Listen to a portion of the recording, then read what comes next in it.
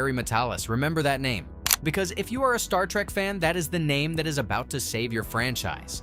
Not Alex Kurtzman, not J.J. Abrams, not the Starfleet Academy Writers' Room. Terry Matalas, the man who quietly delivered the single best piece of Star Trek television in the last decade.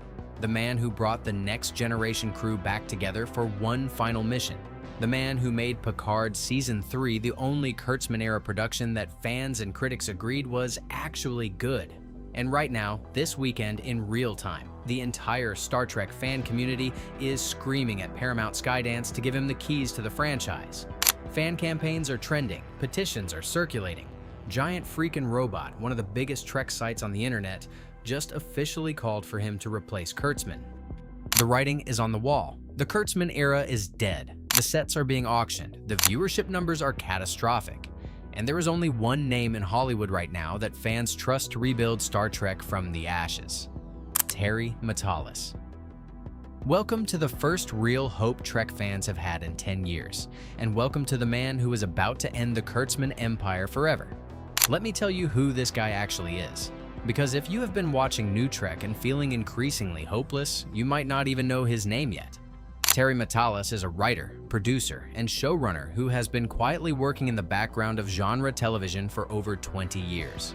He cut his teeth as a writer on the 12 Monkeys television series for Sci-Fi, where he became the showrunner for its final seasons and delivered one of the most tightly plotted, beloved sci-fi shows of the last decade. He understands time travel. He understands continuity. He understands how to make complex stories pay off. Then, in 2022, he was handed what might be the most impossible assignment in modern television. Patrick Stewart had returned as Picard in seasons 1 and 2 of Star Trek Picard, and the results were not great. Fans hated season 1. Fans hated season 2 even more. The show had lost its way completely. By the time season 3 was being written, the Kurtzman empire was in full control, and most Trek fans had given up hope. Paramount handed Matalas the job of fixing it. He was told, make season 3 the final season, bring back the next generation cast one last time, and try to send Picard off with some dignity. And what happened next became the most surprising Star Trek comeback of the century. Matalas did not just fix Picard, he delivered. He gave TNG fans the farewell they had been begging for since 1994. He reunited Patrick Stewart, Jonathan Frakes, LeVar Burton, Marina Sirtis, Michael Dorn, Brent Spiner, and Gates McFadden on the bridge of the Enterprise D for one last mission. He wrote a love letter to the franchise, and every single Trek fan on Earth stood up and cheered. And here are the numbers that prove he is the real deal. Because this is not fan fiction. This is not wishful thinking. This is data. Picard Season 3 pulled an 85% positive score from both audiences and critics on Rotten Tomatoes. Compare that to Starfleet Academy, which got a 42% audience score. Picard Season 3 became the most watched Kurtzman-era Trek finale by a massive margin. It charted in Nielsen's top 10 streaming originals list repeatedly, something Starfleet Academy failed to do ever. It generated more fan discussion, more memes, more convention buzz, and more emotional response than any new Trek season before or after it. And it did all of that while working within the Kurtzman ecosystem. Terry Matalas was told to make Picard Season 3, and he did it while Kurtzman was breathing down his neck, while Secret Hideout was watching every creative decision, while the budget was tight, and while he had to use legacy actors who were in their 70s and 80s, and he still delivered. He reunited the TNG cast. He brought back the Enterprise D bridge. He honored canon. He respected the audience. He told a real story. He pulled off the impossible. And here is what matters. He did it by listening to the fans. Matalas actually goes on social media. He engages with the audience. He understands what Trek fans want. He does not insult them. He does not call them bigots. He does not dismiss them. He listens, and then he delivers. That is why every single Trek fan on Earth is demanding he take over the franchise. And the fan campaign is already in full swing. Let me tell you how serious this is. On Reddit, on X, on Trek forums across the internet, there is one name being chanted over and over: Terry Matalas. Matalas for showrunner, Matalas for executive producer, Matalas as Kurtzman's replacement. It started as a whisper after Picard Season 3 aired in 2023. It grew louder when Starfleet Academy premiered to universal fan rejection. And now, in April of 2026, with the Kurtzman-era officially collapsing, with the sets being torn down, with the viewership numbers leaking, the Matalas campaign has become a full-blown fan movement. Giant Freakin Robot just published an article last week explicitly calling for Matalas to replace Kurtzman. And I quote, "If the network can snag someone talented and passionate like Terry Matalas, fans could have something we haven't had in decades. Consistently good Star Trek shows." End quote. That is from one of the most widely read Trek sites on the internet. They are not speculating, they are demanding, and they are not alone. Fandom Pulse, Red Shirts Always Die, Trek Central comment sections, the Reddit Star Trek subreddit. Every single Trek community on the English-speaking internet has a Matalas at the top of the wish list. This is not a fringe opinion. This is the consensus choice of the Trek fandom. And Paramount Skydance, if they have any sense at all, is paying attention. And here is why Matalas is the perfect anti-Kurtzman. Because if you look at what made the Kurtzman era fail, and you look at what makes Matalas different, it is basically a mirror image. Kurtzman ignores canon. Matalas respects canon. Kurtzman prioritizes political messaging over storytelling. Matalas prioritizes character and plot. Kurtzman casts for diversity first and performance second. Matalas casts the best actor for the role. Kurtzman uses mystery box storytelling that alienates casual viewers. Matalas writes standalone stories that reward loyal fans. Kurtzman attacks critics on social media. Matalas engages with fans respectfully. Kurtzman brought you Discovery's Spore Drive nonsense. Matalas brought back the Enterprise D. Kurtzman gave you Starfleet Academy's captain, who sits with her feet up. Matalas gave you Jean-Luc Picard confronting his past one last time with the dignity the character deserved. Kurtzman has delivered 6 canceled shows in a row. Matalas has delivered one of the highest-rated Trek finales of all time. This is not even a contest. If you were Paramount Skydance and you were looking at the data, there is only one rational choice. Kurtzman out, Matalas in. And the new Paramount regime, David Ellison, Cindy Holland, and Jane Wiseman, are all known for being data-driven executives. They look at the numbers. They look at the audience response. They look at the viewership. And the numbers all point to Matalas being the obvious successor. And here is what he could actually deliver.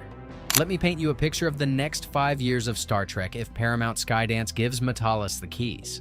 First, Star Trek Legacy. The show fans have been begging for. The direct continuation of Picard Season 3, following the next generation of Starfleet captains, led by Jack Crusher and 7 of 9, on the brand new USS Titan.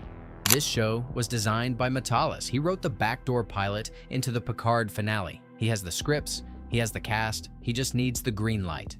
Under Matalas, Legacy happens. Second, Star Trek Year 1, the Paul Wesley Kirk show, the one the sets were being torn down to prevent. Matalas has publicly said on social media that he would love to work in that era. He understands classic Trek. He knows how to bridge strange new worlds to the original series. Under Matalas, Year 1 happens. Third, a proper TNG movie or limited series. Matalas has the relationship with the TNG cast. Patrick Stewart trusts him. Frakes directs for him. Burton calls him a friend.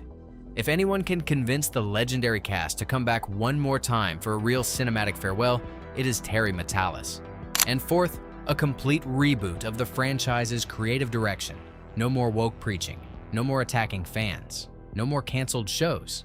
Just good, classic, hopeful, adventurous Star Trek.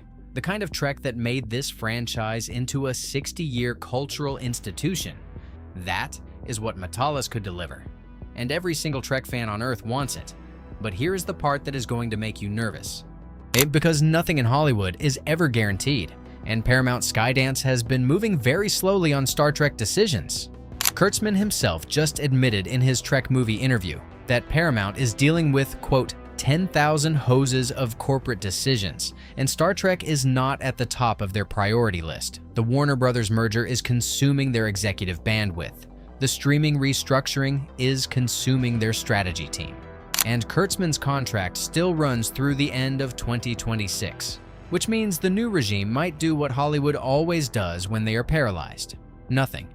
They might just let Kurtzman's contract expire quietly, Put Star Trek TV on the shelf for a year or two and focus on the Kinberg movie instead.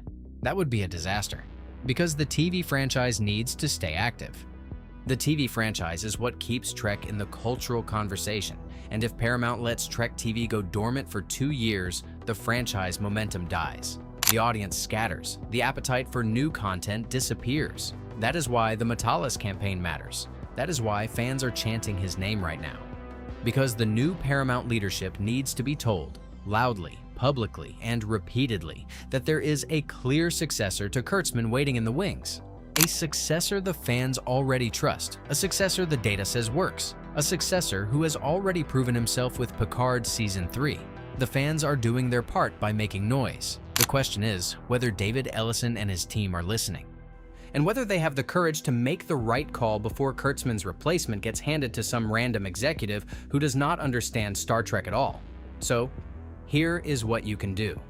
Because this is one of those rare moments where the fans actually have a chance to influence the direction of a major franchise. If you want Terry Matalas to save Star Trek, you need to make your voice heard. Post about it on social media. Tag Paramount Plus. Tag David Ellison if you can find the right handle. Use the hashtag #MatalasSavesTrek. Tell your Trek friends. Share this video if you think it helps. The more noise fans make, the harder it is for Paramount to ignore. Because here is the uncomfortable truth about Hollywood executives. They do not listen to critics.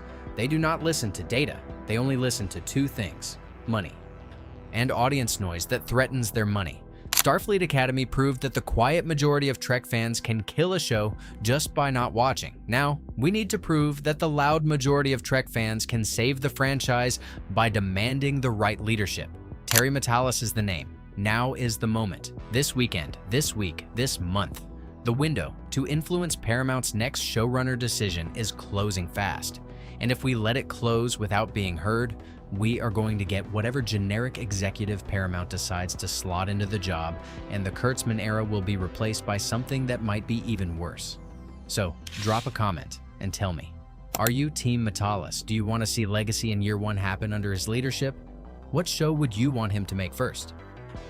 And if you want to be here when the official announcement drops, because it is coming, hit that subscribe button. Cinewire is going to be the first channel to break it. The Kurtzman era is dying. The new era is being decided right now. And Terry Matalas is the only name that can save Star Trek. Let us make sure Paramount hears us.